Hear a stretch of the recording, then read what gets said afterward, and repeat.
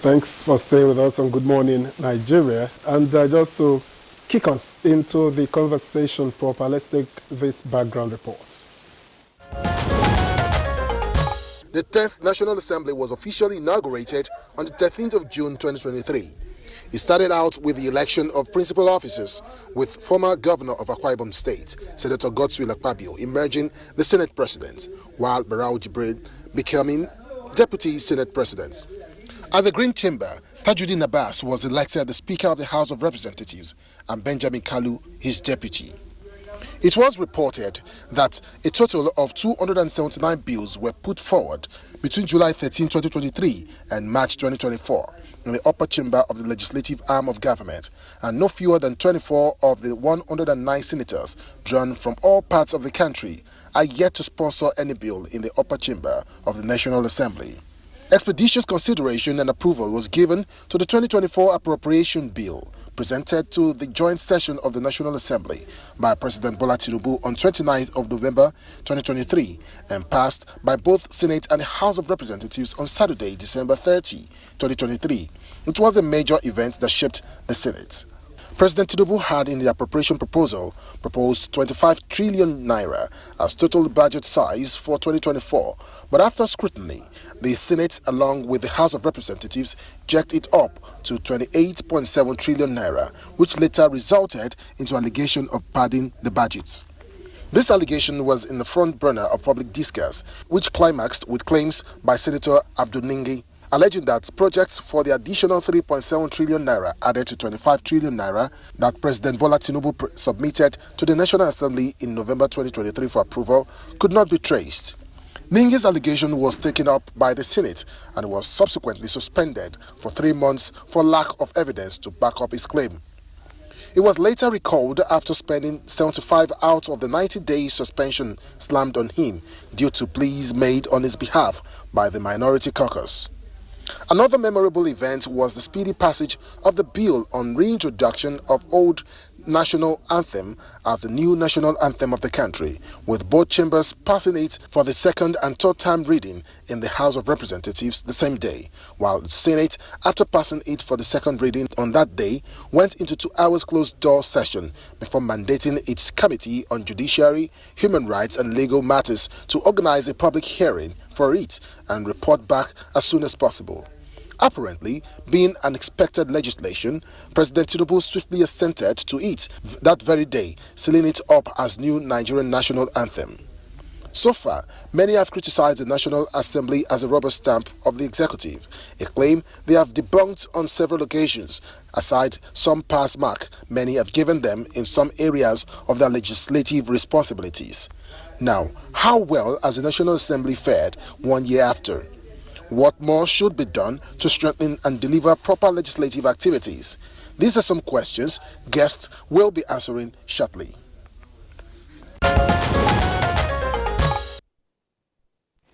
All right, thank you for that background report. And that, of course, will lead us into our conversation. We have a number of guests. We'll stay expecting a few, but we have right here in the studio Honorable Clement Jimbo. He's a member representing Erbak Etim Ekboika constituency in the 10th House of Representatives, and he's also Deputy Chairman, House Committee on National Planning and Economy Development. And we're happy you could join us. Thank you, Honorable. Thank you so very much, and good morning, Nigerians. Okay, we'll just begin while we expect other guests to join in later. Let me, sometimes they say you don't... Honorable Isiaka on Zoom. Okay, on Zoom. Okay. All right, I understand that Honorable Boyega is Nasir Isiaka, member of the House of Reps, representing Yewa North Imeko Afo Federal Constituency, and Chairman House Committee on Student Loans, Scholarship and Higher Education Financing. It's also joined us via Zoom. It's nice to have you with us, Honorable. Good morning. Yeah, good morning, Nigerians, and good morning, everyone. My pleasure to be here. Okay. Let me begin with you, since we are lucky to have you clear and bright at the moment. I don't know. Some say you don't ask people to assess themselves, but what has been your assessment Experience. of the first year, your experience, your assessment of the first year of the 10th House of Representatives, or if you may, 10th National Assembly? Well, thank you very much. Like you said, it is not usual to assess yourself, but since I have to do that in this case, I will be as fair as possible. I will say that, clearly, the 10th National Assembly has, by my expectations, lived up very much to the expectations of Nigerians, and then to the targets and to the the target at the beginning of the legislation, in the area of interventions, in the area of interacting with the executive to know the gaps that needs to be filled, in the area of getting feedback to the constituencies, and then in the and generally the area of cooperating with the executive, and by this I mean cooperation, sure that we have a smooth running nation. I think the National Assembly, the 10th National Assembly, comprising both the Senate and the House of Reps, has lived up, to expectations. In summary, since I'm just to be understood, I think I will give a very high pass mark to the 10th National Assembly. All right, Honorable Gwega Nasir Isiaka, thank you. We'll just keep you on hold. And just to also say that we're expecting Hamzat Lawal, the Executive Director, Connected Development, to join us, as well as Senator Patrick Ndubweze from representing, from Imo State to join us. Once they get here, we'll quickly introduce them. But for now, we have Honorable Clement Jimbo, who is you're a ranking, honorable member. You're Deputy Chairman, House Committee on National Planning and Economy. Like my colleague Victor said, it's not easy to evaluate yourself. But by this time, during the tenure of the 9th Assembly, that was the heat of COVID-19. So you can imagine, they've had robust, engagement, robust bills and all that. But for you, in terms of looking at the parameters for evaluating,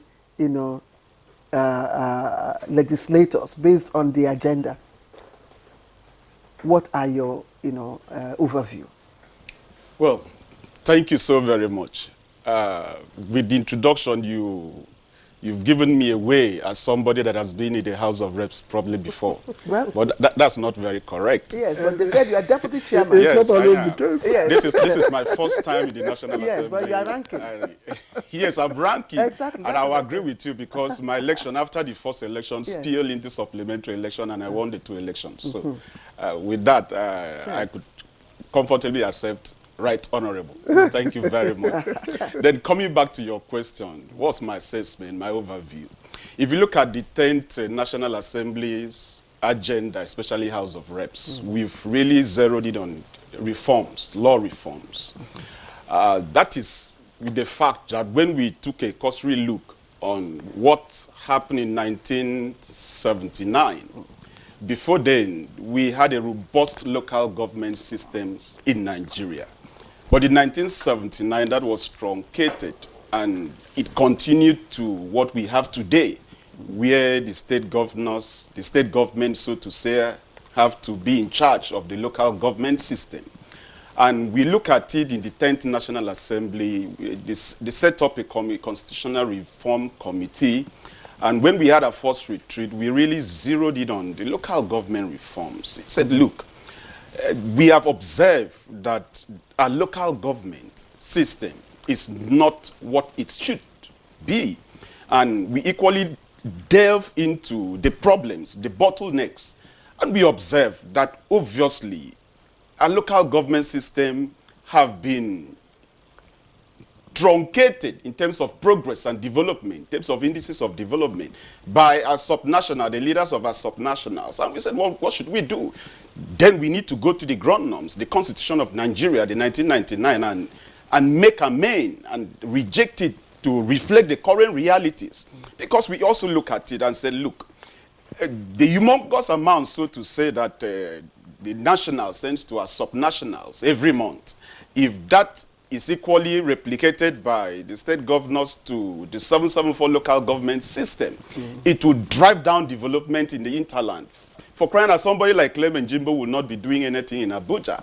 I would take my professionalism, experience, exposure to my local government area to help interpret the funds that are being sent to the local government chairman every month for the development of the committee. So I see local government reforms, which is legal reforms in the 10th National Assembly, as key to developing the country to where it should be. But you've just talked on just an aspect of the legislative agenda. Yep. And before before Victor introduces one of our guests who's already joined us, can you just share with us, you know, since you already said you're a first timer, just share with us your experience as a first timer, and how did you feel?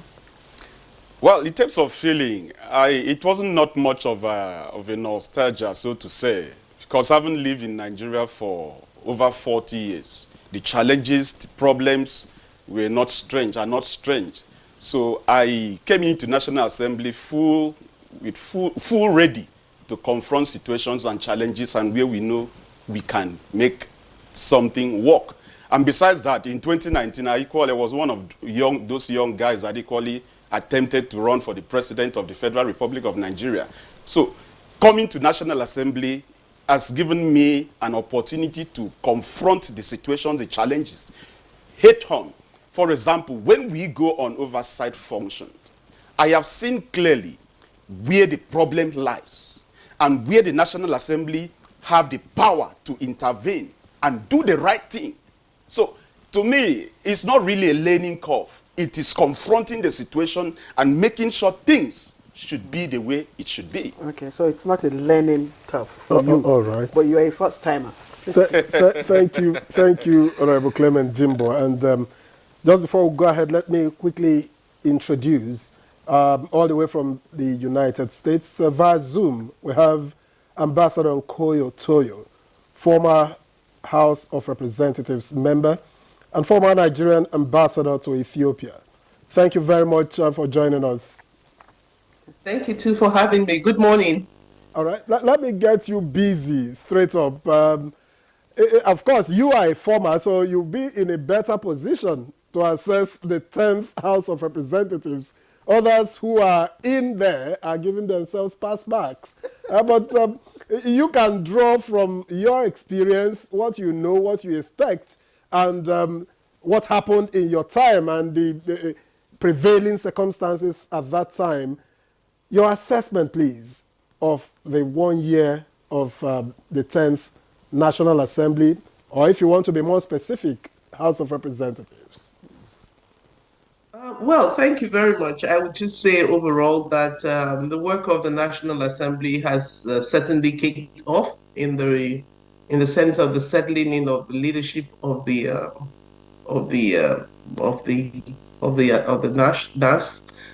Usually, the question of who takes over the leadership of that body comes with a lot of trepidation, sometimes a lot of uncertainty. But as we saw this time around, the process was largely seamless. So to that extent, I think we have something there to say, which is quite positive. And since the inception of that leadership, we've seen them manage the dynamics, particularly the dynamic between this government and the National Assembly in a very, I would say, in a very responsible manner, because we haven't seen any issues that are likely to generate any conflicts between the two.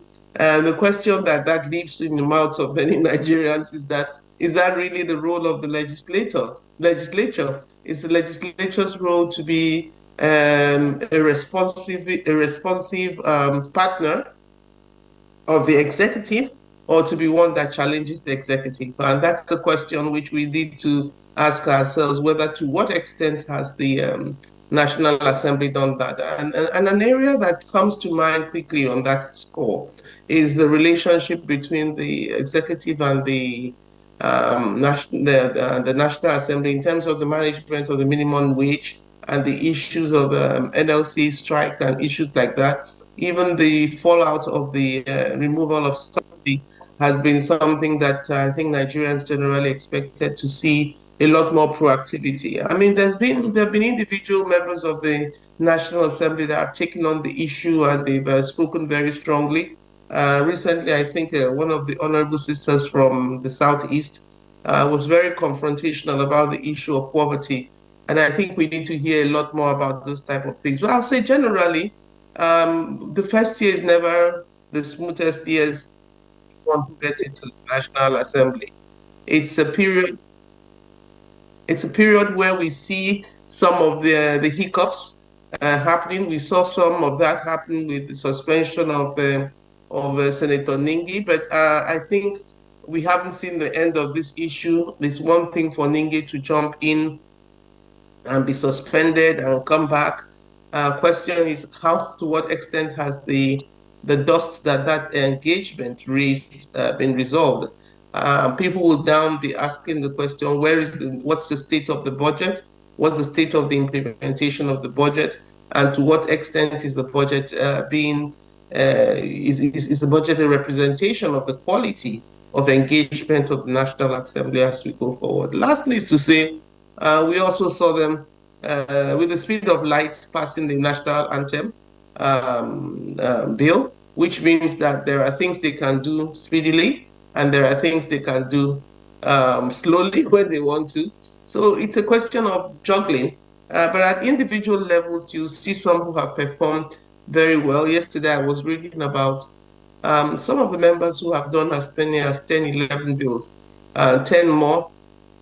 Sometimes the quality of the bill itself has to be raised. What is the content of the bill? It's not just putting forward a bill that is in itself the indication of a productive member of the House of Legislature. It's also what is it about? What's the quality of that bill? Where is it directed at? But I would say that for me, some very interesting developments that represent individual efforts at dealing with the declining nature of the quality of governance is that we've seen a member who has asked for us to go the parliamentary way. Another one has a bill to replace the existing existing constitution itself, the bill on the constitution and the new model of governance. Some who have moved towards the adoption of the 2014 Confab report, and a variety of people who generally are speaking to the issue of restructuring. I think to that extent, we're beginning to see some quality of engagement, which is of keen interest to all of us. But I must say that in terms of what they're doing to alleviate the level of poverty, pain, and anger, and frustration, which has been thrown up by some of the policies of government, I think we still need to see a lot more happening in that direction. Thank you. Ambassador Toyo, thank you. I just want to still remain with you just for a while before we come back to the studio to introduce our guests who's just joined us. I'm just wondering, there are parameters, again, for us evaluating or assessing performance, especially for legislators. We do know that, the fundamental function of the legislators, of course, is to make laws and bills and laws and all that. But one issue, which our reporter raised during the background report, is the issue of being termed rubber stamp, and we heard a lot of this during the 9th Assembly. Do you think that in terms of by intent and purposes, do you think that this 10th Assembly has, clearly indicated a separation of powers between the executives and the legislature? That's part of the point I'm trying. Well, to the extent that if we're to believe the things we read, and that's part of the challenge. What do you believe and what you don't believe? To the extent that the they took over the budget and made the budget what it looked like. They tried to separate powers, but the interpretation of that process in itself was amounted to what we call the padding process, which is partly can be a scandal in one way, and the other sense can be also a challenge in terms of justification. But generally,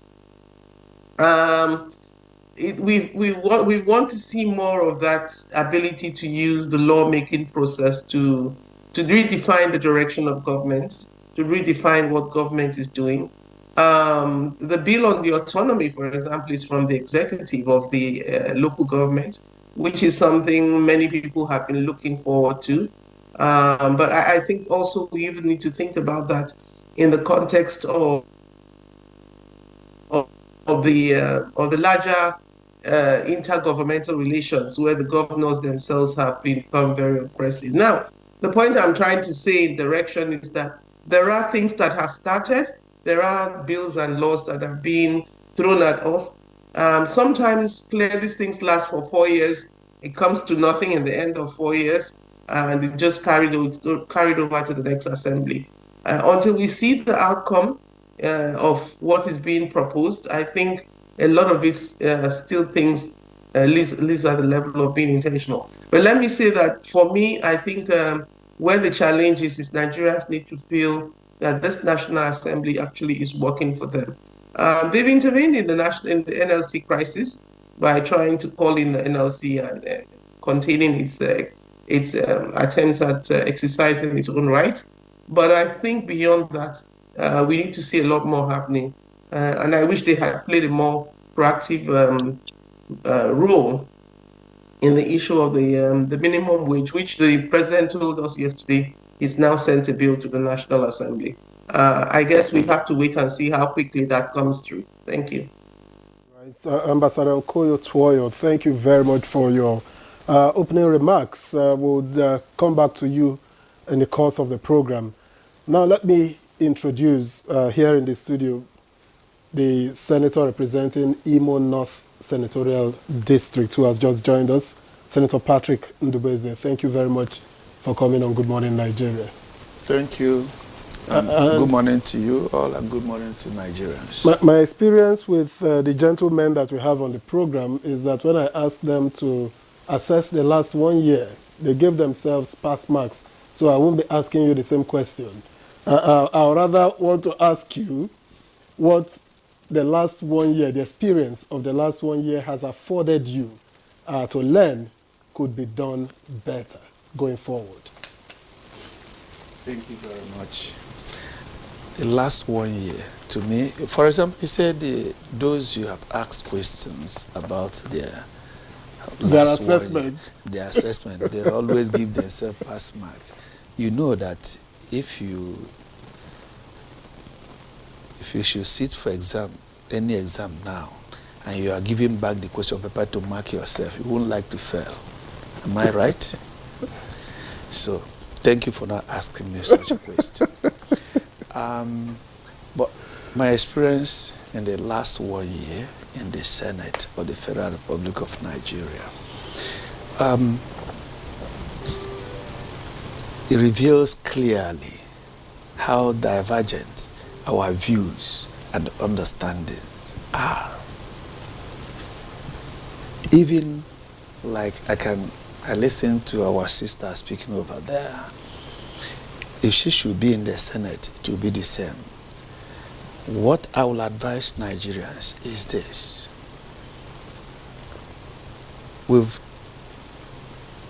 I'm not happy to use the word nascent democracy anywhere after 25 years. No longer nascent. But we should move forward. And how do we move forward? Whether you're an activist, you're a critic, or whatever, a group of people should come together. Different groups of people should come together, put on paper what they think, or the way they think Nigeria should be governed, and throw in, not individually. We'll continue like that. For me, I believe that Nigeria is still evolving. We should have a new and better law for the federation. So if I start stating my own understanding, my view, the direction I want Nigerians to go, it might be different for yours. And that's very, very clear. So, and we shouldn't be so joyful with people when they gallivant with their words. I'm sorry, that may be why I love my profession more, engineering. We believe in calculation. 1 + 1 is always 2. But where we use language, English, turn it this way, turn it that way, is somebody who might be shouting, thief, thief, thief, is actually the rogue. So, in the Senate, we are out to put Nigeria in the right pedestal. And I think we have had our 1 year. 1 year, I want you to recognize that 70% of the members came fresh. Most of them have not been or have not occupied any legislative seat before coming. So I believe that 1 year is enough for a good learning to any person who is so educated, no matter the language he studied before coming to the Senate. For me, I still see it that some of us in the Senate are or have come to learn, and they must have learned the first 1 year, and that we are now coming, that which is in us are coming out, that we may not wish to be tagged, whether you call it rubber stamp, whether you call it with any name or semantics. So that's what happened. I think, in as much as I've been away from the legislative work for some years, for good number of my life before coming back, I was in the House of Reps 1992, and I quite appreciate the way we worked then. So, again, I want to also put before us that when you talk of separation of powers, it doesn't mean that the powers are separated when you see one arm of the government fighting the other. Again, for you to collaborate with one another in order to move forward shouldn't mean you putting yourself into the pocket of the other.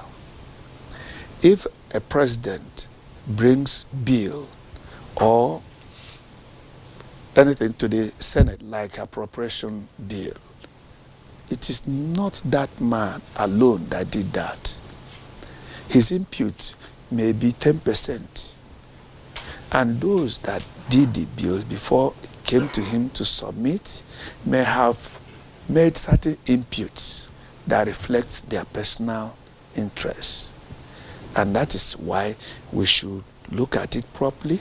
We have advocated that every other bill will come to us early enough. We have the majority party, but we say it should come early enough so that we have proper and close study, analysis of the bills and that are coming to us. Debate it properly in order that we bring in the silent views and points there, so that whatever we are passing will reflect a true law made by Nigerians and for the Nigerians. Okay, Senator Ndubeze, I thank you. And just to also add that Ambassador Nkoyo Ntoye served in the 7th National Assembly.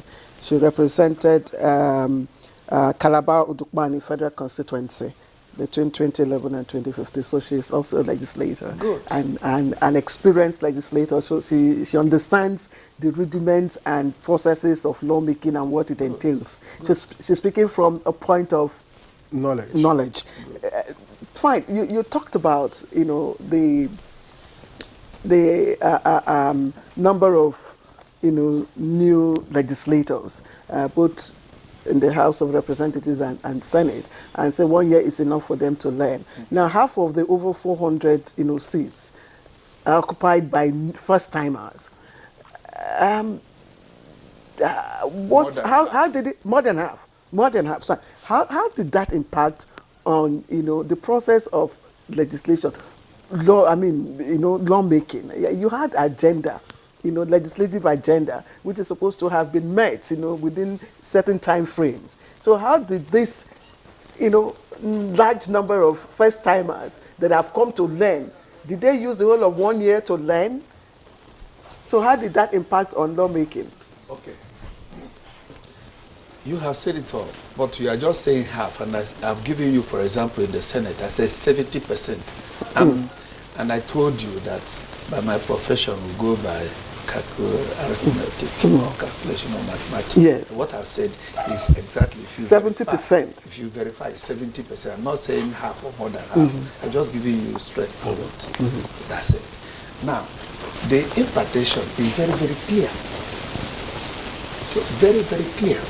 That is why that, you see, the way the legislature is tenured is not the same way the executive is tenured. The executive, you cannot be sworn in for more than twice.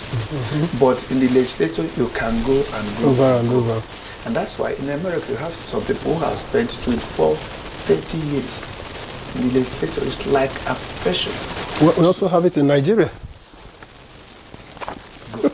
And if you have it in Nigeria, which we have some, fine, have made about 20 years plus. Now, you find out that if you review the quality of such people's representation in their first tenure is not the same as in their second tenure. It's not the same as at their present tenure. So it's evolving, it's improving. That's a good one. So that's why that we should give them time. Not after one tenure you change the person, you bring in another person. After one tenure you change it again, you bring in another person, and you are changing without cogent and verifiable reasons. For example, some people feed into the air how legislators pack money, this and that. I've been asking my colleagues, where are you people packing money from? I heard people are packing money. I'm not packing any, I'm not. And so the members, their images have been so damaged. And as such, before you know it, no, you didn't give us money, you didn't share us money. They'll gang up against you and you lose out. Until the new person comes, you'll find out that it's a lie. Nothing is happening like that. The legislature or representative, whether in the Senate or Rep, they are not executives. They have nothing to do with, after passing the budget, you have little or nothing to do with it. So before we move, that is why the number of newcomers will be more, and that is a great setback in the legislative work. Thank you. I was going to ask you, among the 70% of new senators, how many bills, motions or resolutions, have, they've been able to, but let's put you on hold. Let's put you on hold, and then of course go over to Honorable Boyega. Honorable Boyega Isiaka, who has joined us via Zoom. Thank you very much for your patience. I know you must have listened in to what your other colleagues have contributed while we were discussing with them. And let me now take you up on the legislative agenda of the 10th National Assembly, or maybe House of Representatives. How well have you come into implementing it? Let me talk about the aspect of constitutional amendment, for instance. The issues that are on the table are quite a number of them. What's the progress being made towards getting these issues actualized? You talk about local government autonomy. You are talking about increased participation of women in governance. And there's the new one, 6-year single tenure for the office of the president and governors. How well are you coming up with all of this? Well, thank you very much. The agenda generally is been a guide to everyone in the House of Representatives, and is more or less part of the document in addition to the standing order that everybody try to look at maybe when you are trying to put a motion together or when you are trying to put a bill together, to ensure that your thought process is in line with what we have in the legislative agenda. It was put together, quite well by a good number of people. Looked through it very well to ensure that there are things there that promotes the general well-being and development of the country. I mean, some of these you have mentioned, the constitutional amendment. There are areas that has to do with education, there are areas that has to do with agriculture, and all the various, and security, and all of that. Now, in addition, in terms of implementing it, particularly in the area of constitutional amendment, which is the area you particularly mentioned, I think that is one area that there has been a lot of inputs from members, despite the fact that it's just 1 year of sitting. That is one area that a lot of contributions and activities has happened. You will notice that recently there was this conference on state policing that was put together by the House of Representatives, and all the stakeholders, the police, the vice president, and everybody was part of that. The idea was to engage the nation in that regard, so that we can go back and begin to do the right thing that needs to be done within the Harlow Chambers or the National Assembly. And I think what came out of that was all towards the constitutional changes, like you said. Also recently there was a conference that was held in somewhere in the South, I think in Akwa Ibom. The chairman of the constitutional amendment in the House of Reps is the deputy speaker. And I think, of course, that is one young man that has the zeal and the drive to do quite a lot of good things. And, that's also been put together. It was a conference of about 3 or 4 days. And I think they're looking at all the local government autonomy, policing, control of mineral resources, power devolution. All of those areas are being looked at.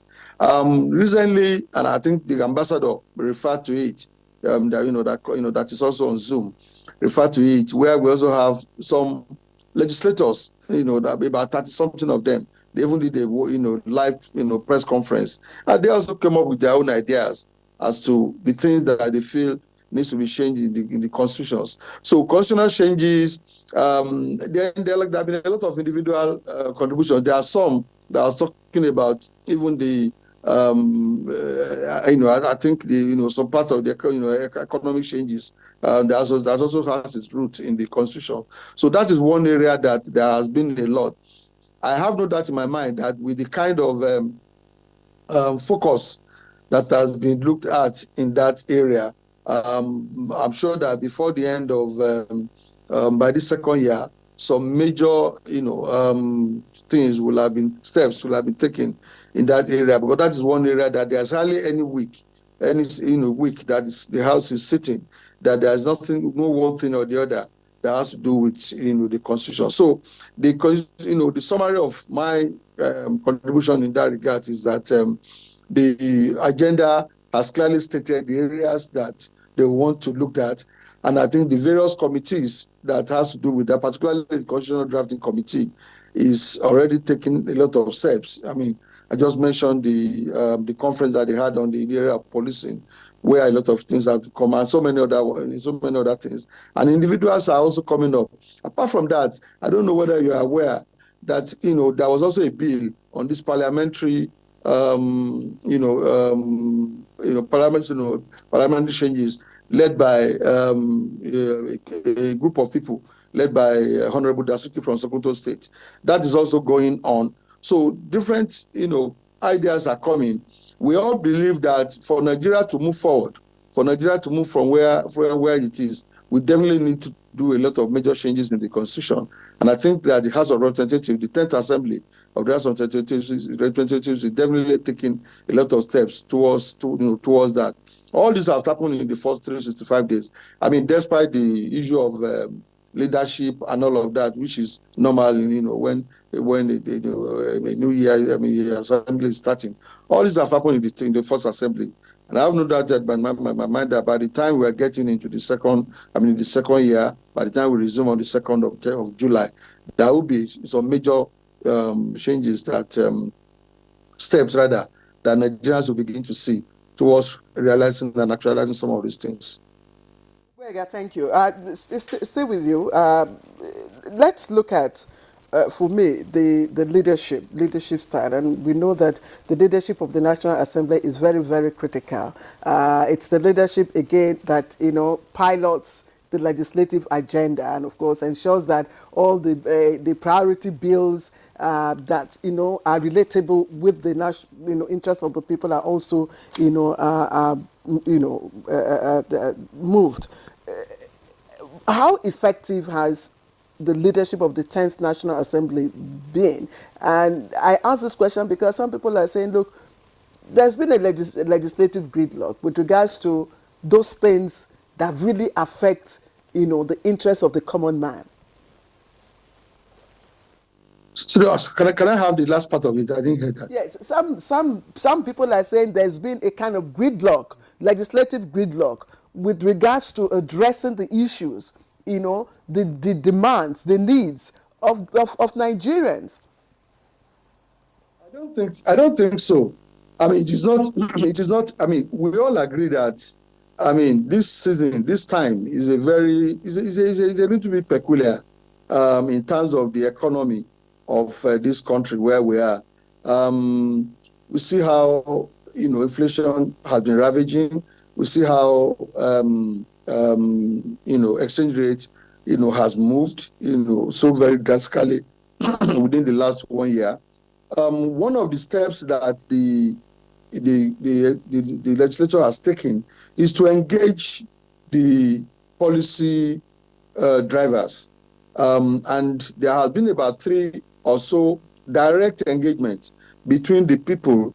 Between the National Assembly and the ministers. There was one on the economy where the ministers were there. The Minister of Economy, Minister of Finance, the Minister of Budget, the DG, the CG, Customs, and there was a direct engagement so that they can feel what it is and how the people feel, since we represent every nook and corner of the country.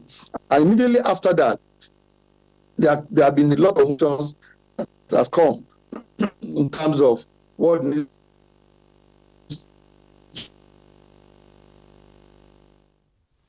All right. Unfortunately, we may have temporarily lost Honorable Boyega Isiaka there, talking about his Zoom connection. But let's get back here in the studio where we have been joined. We did tell you earlier that we were expecting Hamzat Lawal, Executive Director of Connected Development, and the Eagle has landed. Thank you for joining us on Good Morning Nigeria. Well, thank you for having me. Good morning, Nigerians, and happy democracy. Thank you. Let me get you busy straight away. Judging by what you know of the 10th National Assembly in the last 1 year, would you say that they are moving in the right direction? Does the 10th National Assembly inspire hope in the common man, in your opinion? That's quite interesting. I think first, there's a general misconception about what the National Assembly is supposed to do and what she's actually doing. We all know and we agree that without the National Assembly, what we're practicing would not be a democracy. So they're the ones that ensure separation of power and the rule of law, because their primary role is to make laws and then also oversight the executive. But there's one element that it's really not clear. Constituency project. And if you look at our budget, it's, it captured over 100 billion naira. And for us, we're keen about it because, see, at the grassroots, the reality is we've elected him into office. He needs to build roads. He needs to build schools. He needs to provide access to potable drinking water. But primarily, that's not the role of a legislator. But they have to also marry the reality on the ground with their constituents and what they're doing at the National Assembly. And that's why we have the constituency project. But then again is how transparent and accountable is the disbursement and utilization of constituency projects, particularly how it impacts their various constituents. Yes, Follow the Money have signed an MOU with Honorable Bello. We've engaged Honorable Shagaya, and we worked with a couple of other legislators at the both chambers of the National Assembly. I'm particularly happy with what the National Assembly did with service chiefs. There was an engagement that happened between the service chiefs and the National Assembly, and I think we need to do much more of this because right now we're faced with three critical issues. One is insecurity. Two is food inflation or food insecurity. And the third one is unemployment, particularly for young people. And I think that the legislators are positioned to lead conversation around what are the gaps, but also drive an agenda that brings about change where they implement or where they pass laws. You see, if you ask an average Nigerian what is the legislative agenda, they don't know. An average Nigerian do not know. And I think there is a communication gap between what the legislators at the federal levels are doing and how they're able to communicate this to their various constituents. And I think one grievance by the Nigerian people is the lack of that conversation between constituents and their representative. I think if we can do that, and I know they're going on recess, and the reason for recess is to go back to your constituents, have town hall meetings, give them update of what you've done, but also collect feedback and come back to the floor and then, have motions and brief your colleagues. Also, the Public Account Committee. You see, there've been so many opportunities that have been lost in the 10th Assembly. Because I think when there was the issue of the Humanitarian Affairs Ministry, I was hoping that the Public Account Committee at the House of Rep and at the Senate will call for a public hearing and bring the suspended minister to come and give account of what's going on. You see, there is no government that can't have an agenda on transparency and accountability, particularly around fiscal responsibility. So again, we need to say a National Assembly that is more accessible, that is open, but that is leading debate, because their role is to talk. But talk informed that brings about legislative laws while working with the executive to ensure it's properly executed. Let me quickly, our time is going fast, and when you're having a conversation like this, you just look at it, you discover that time is almost went. So we're going to be in a hush on. Hamza, before we come back to the honorable member here, okay, well, we'll return to you just presently. I'm told to, call for a short break. Let's go on this break. We'll be right back. All right, welcome back to the program. It's Good Morning Nigeria. Quickly, let me bring in Honorable Clement Jimbo for a moment before we get back to Honorable Nkoyo Tuoyo, who is joining us via Zoom from the US. I would like for you to, share with us, because like everyone had said, lawmaking is the, fundamental, responsibility of members of the National Assembly. From the House of Reps, can you speak to us on the quality of the laws, of the bills, and the laws that, have been passed or raised? Well, thank you very much. You see, the process of making a law, it is a process. It is not just a walk in the park. There are laws that are made through sponsoring a motion. And there are direct laws that emanate directly from the executive. And when the law passes to first reading, it is gazetted for second reading. And when the law eventually goes to second reading, which is where opportunities are given to members to debate on the merits and the demerits of the proposed bill, it is now put forward for a public hearing. Yes, we do. Sorry. I'm interrupting. I'm interjecting because of the time factor. Yep. The 87 bills have been passed in the House. Correct me if I'm wrong. That's the data I have. Out of over 1,000 bills, I'd like you to speak on the quality of these 87 bills, and how they address the issues. Yes, that. Okay, let me even zero in on the appropriation bill. Mm-hmm. That is the main bill. Let me say the main bill of the House that is sponsored by the executive. Without appropriation, the executive does virtually nothing. So the quality of the Appropriation Act 2024 that we passed on the 31st of December last year is what has enabled the executive to implement their ideas to Nigerians, to realize the renewed hope agenda. So without the passage of that bill, which is now an act, there is virtually nothing the executive would do. So talking about the quality of the bills that we have passed is enormous. For example, there are motions that we have moved in the House that have swiftly intervened on so many things. For example, civil defense. Before we came on board, there was this disparity between BSc and HND, progress stagnation in the service. But a motion was sponsored in that respect, and the gap was breached. Right now, over 3,000 people have been promoted via the instrumentality of the motion that we have moved in the House. So that is qualitative, if you ask me. Why does the House of Reps not give the same accelerated, hearing to other bills that you give to bills from, the executive bill? Just like you mentioned, there are over 70-something bills. And to organize a public hearing for each of these bills is capital intensive. Okay. So sometimes the House, in its wisdom, wait for similar bills to be collated so that public hearing could be held in 2, 3, 4, 5 bills instead of just doing public hearing in just one bill. Okay, so that's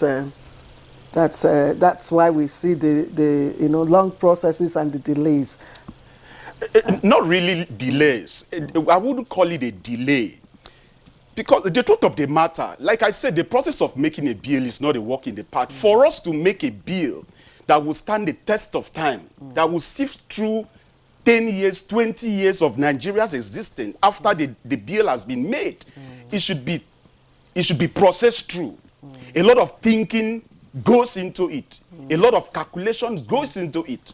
Victor, I'm asking, I'm not a legislator, so I don't know these processes, so I need to be, educated. Because when the executive bill on the national anthem came, the House of Reps speedily passed it. Yeah, let me make a little comment on that. Yes, but we have the reforms on local governments, child rights acts, gender bills. It's still let me make a little comment on that, if you may. You see, like I said some times ago, if you see a couple walking on the street, holding hands, having a compatibility, does not mean that in the bedroom, in the parlor, in the kitchen, that there are no conflicts. But they are matured enough to bury their differences in the bedroom, in the parlor, and show compatibility in the public. Like when you guys talked about being a rubber-stamped assembly, it is because we are matured enough to bury our differences and project our strength, which is compatibility between the executive and the legislature. Right. So when the national anthem bill came, there were a lot of talking points behind the cameras that eventually projected the agreement between the executive and the legislature for us to have a smooth running. Do not forget, Nigerians cannot be taken for a ride. We cannot be seen on national television, on public media, arguing, disagreeing with the executive for Nigerians to see that we are working. No, that is not the tempo. Obviously, that's not what is meant. No, it is. Even though he didn't tell us who is in this union, who is the husband and who is the wife, but we'll leave that for another time. Let me get quickly back to Honorable Twoyo. I appreciate that this is midnight in the US where you've joined us from, and we thank you for that sacrifice. But going by your experience and what you know of the last 1 year of the 10th National Assembly, what are the bills that you would say are pro the common man that have come out of the legislature? 10th legislature. Well, just thank you. And just on the point that the Honorable Clement made about the wife and the husband, I think he fails to realize to tell us enough about how suppressed one of them could be, even in that union, And this speaks to the fact that the dynamics between the National Assembly and executive can be one that is very much exploitative, even as he uses the language of maturity to address it. Let me quickly add that he raises an important question about the appropriation bill, and I think that goes to the center of it's the appropriation act itself that tells you exactly where government is putting its energies, its resources, its determination to deal with some of the issues that afflict the country. I would like to say, for example, that it wasn't clear to me from the 2024 Appropriation Act to what extent the National Assembly had anticipated the issue of the minimum wage, given that he himself and the other members of the National Assembly or the members of the panel have admitted to the depth of crisis that the economy is going through and the implications this has had for the ordinary citizens of the country, particularly in terms of food insecurity, which is becoming a huge, huge problem. We often talk about insecurity in terms of conflict, in terms of people being violent and all of that. But now we are seeing clearly a problem of food insecurity. And my question is that it's not about maturity that allows you to keep quiet. It's about maturity that allows you to help government. There is no doubt in the minds of many of us who are watching the direction of government in the last 1 year that there's been a lot of flip-flopping, errors of judgment in terms of consequences, implications, and outcome. And if the Assembly has done is to ask ourselves the question.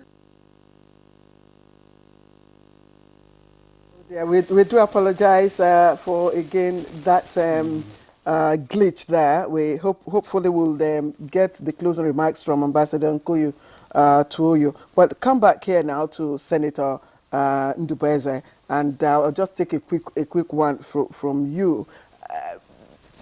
I mean, let's look at some of the bills that have come. This last one is on 6-year tenure, or a single term of 6 years for presidents and governors in Nigeria. And then there's also the one asking us to, try parliamentary system of government and all that. How do these two bills address the issues, that afflict Nigeria? Thank you. I told you that I will have my view, you have your views.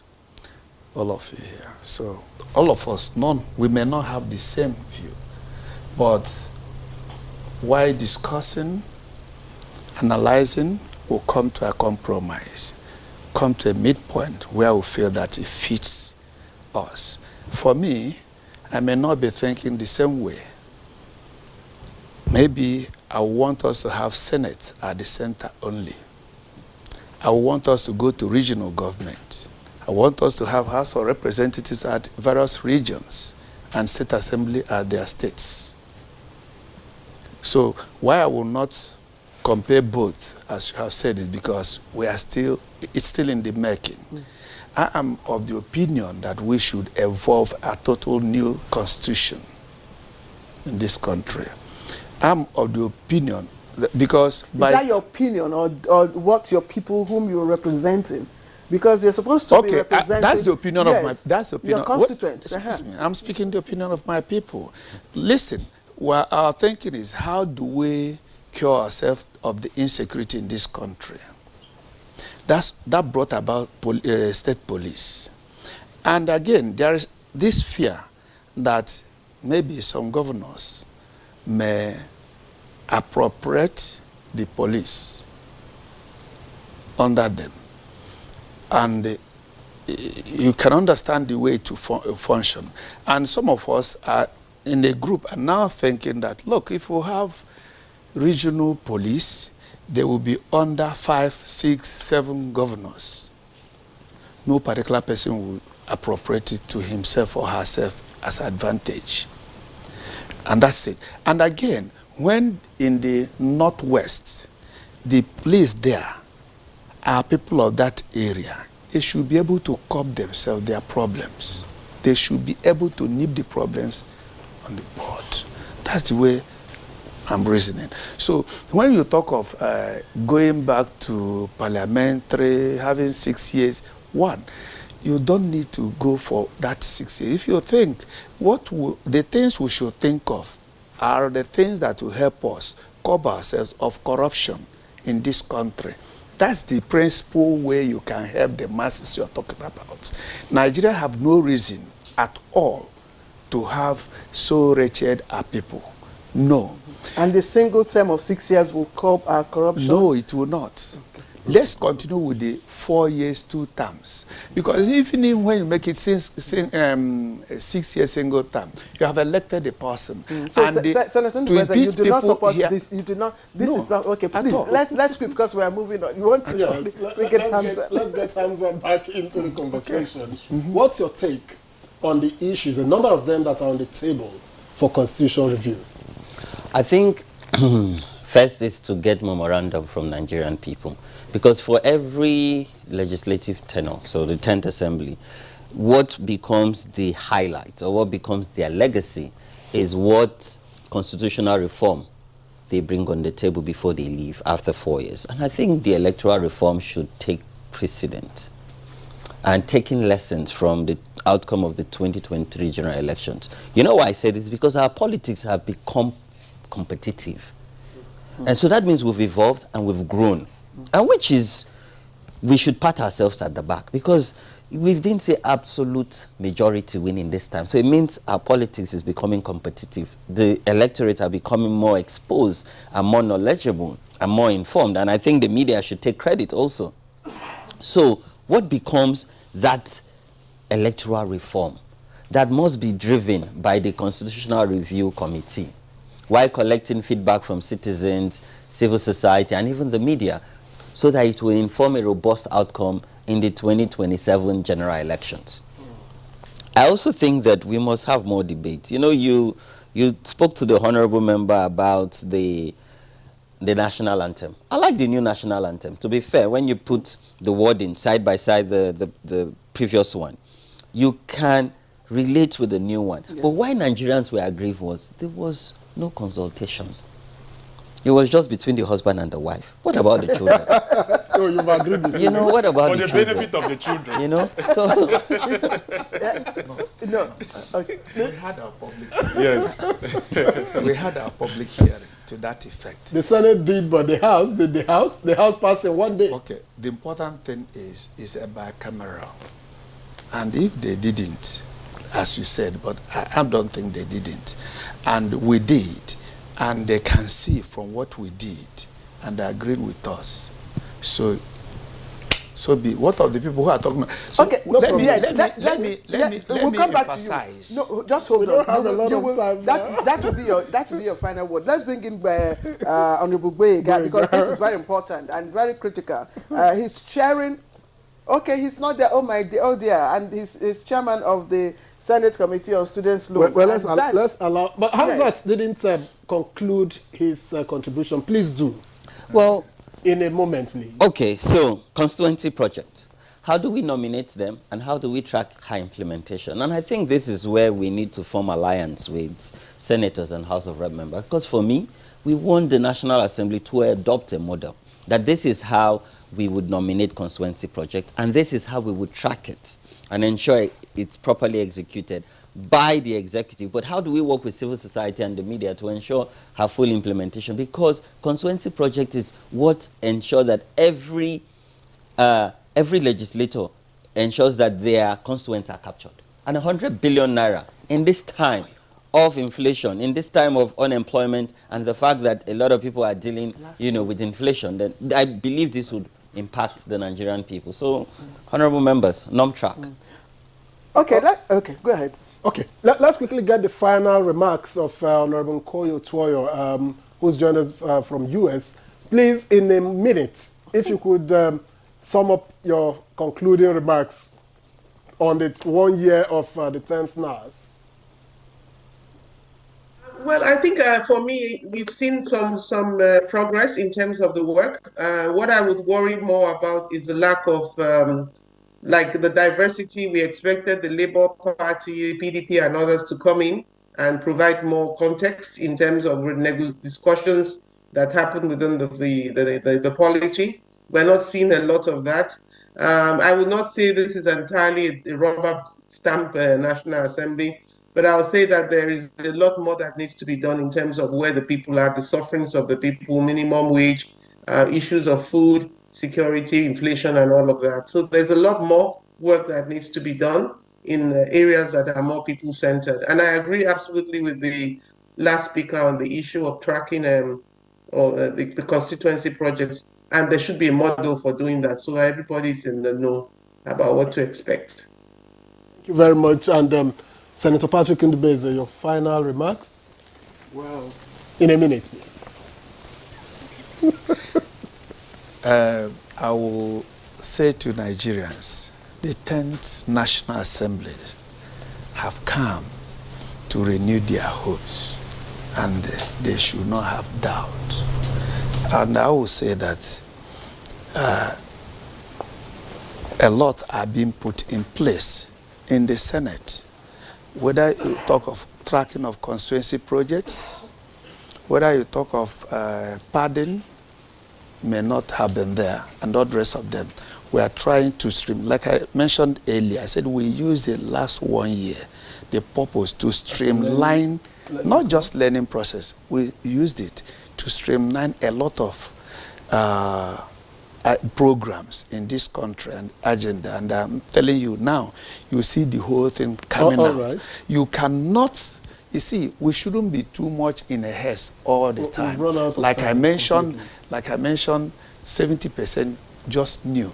So now, you watch out. You'll be happy with the Senate. Okay, we'll hold you on that. Yes. That the 10th National Assembly will renew the hope of Nigerians. Complete. We will do that. Thank you very much. Complete. So, let me thank you, Senator Patrick Ndubeze, Senator representing Imo North constituency, in Imo North Senatorial District. Thank you very much for coming on Good Morning Nigeria. Thank you. Let me also thank Honorable Clement Jimbo, member representing Abak, Etimepo, and Ika constituency in the 10th House of Representatives, Deputy Chairman, House Committee on National Planning and Economic Development. Thank you very much for your contributions on the program. Hamzat Lawal, Executive Director, Connected Development. It's been a pleasure having you as always. And to Zoom, let's go thank Honorable Nkoyo Twoyo, who joined us via Zoom from the US, former House of Reps member and former Nigerian ambassador to Ethiopia. Again, we appreciate your sacrifice. We know what time it is in the US. Thank you very much for waking up to join us. She can go back to bed now. Thank you. All right. We also had Honorable Boyega Isiaka, who joined us also via Zoom. Your contributions are well appreciated. And that's Good Morning Nigeria. We thank you very much for watching. Tomorrow is another day. We'll see you then. Thank you. I'm Victor Azo. And I'm Claire Delabu Abdul Razak. Bye-bye.